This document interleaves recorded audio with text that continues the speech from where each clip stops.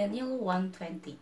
And in all matters of wisdom and understanding that the king inquired of them, he found them 10 times better than all the magicians and astrologers that were in all his realms.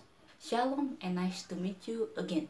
Today's devotion is titled The Secret of Daniel's Life. Our reading literature for today is taken from Daniel 1:1-21. According to the title, today we like to learn from someone who was able to beat the world, which is Daniel. Daniel was a young man with extraordinary spirit with his life quality in above average level. Daniel was one of the chosen young people who was captured and brought by Nebuchadnezzar, the king of Babylon, when Jerusalem fell. This is written in Daniel 1:3-4, and the king spake unto Aspenaz, the master of his eunuch, that he should bring certain of the children of Israel, and of the king's seed, and of the prince, children in whom was no blemish, but well favored, and skillful in all wisdom, and cunning in knowledge, and understanding science, and such as had ability in them to stand in the king's palace, and whom they might teach the learning and the tongue of the Chaldeans. The name Daniel in Hebrew means God is my judge. The word judge itself has a very extraordinary meaning, a word that represents wisdom, which contains holiness, intellect, and integrity. All these qualities existed in Daniel. He is cunning and skillful in all learning. He also understands science, be able to stand in the king's palace. He also had understanding in all visions and dreams, the understanding that God has given him. After Daniel entered the Babylon, his name was changed into Belshazzar, given by the prince of the eunuch.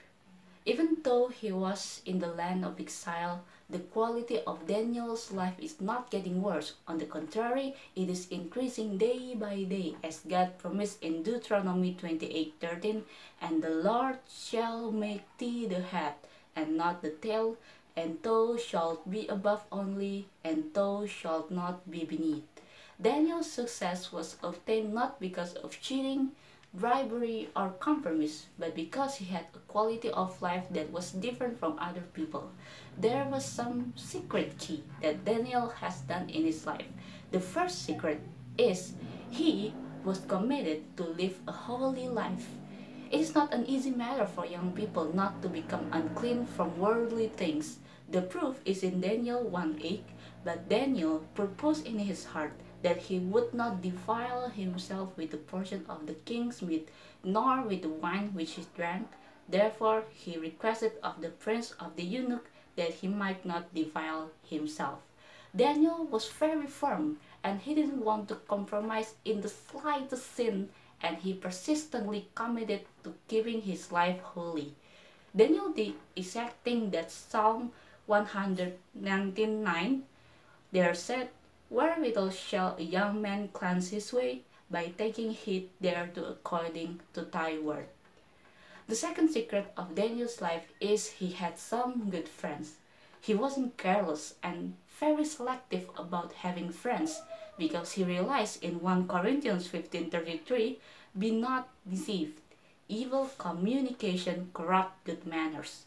That's why Daniel built relationship with some friends who also fear God and have a good spirituality too, so that they can support, advise, remind, and strengthen each other.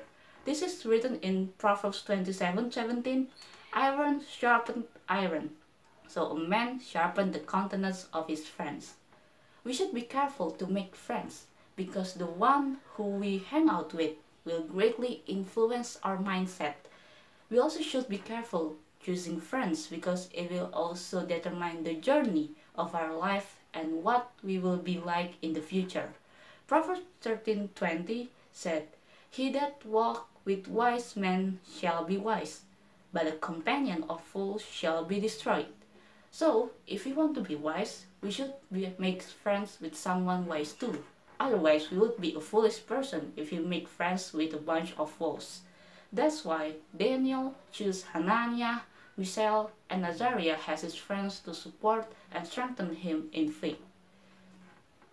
The third secret in Daniel's life is that Daniel is committed to maintain his prayer life every day. He always devotes special times to God 3 times a day, kneeling, praying, and praising God. It is written in Daniel 6:10 until 11.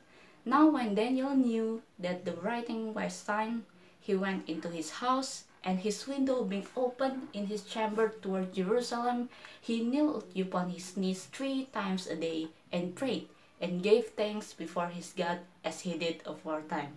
Then this men assembled and found Daniel praying and making supplication before his God.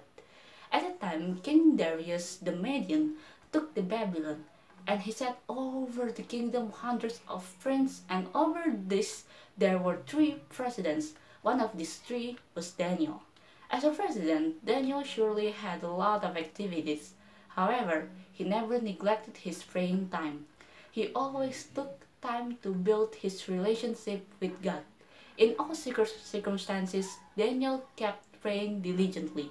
This showed that he always relied on God and involved him in all aspect of his life. So, that's all the devotion for today. Luke 18:7 said, "All and shall not God avenge his own elect, which cry day and night unto him, though he bear long with them?" From this verse, we can see why at that time, whatever Daniel did, he was always successful, because God's hands always intervened in him. Thank you for watching. See you next time and have a nice day.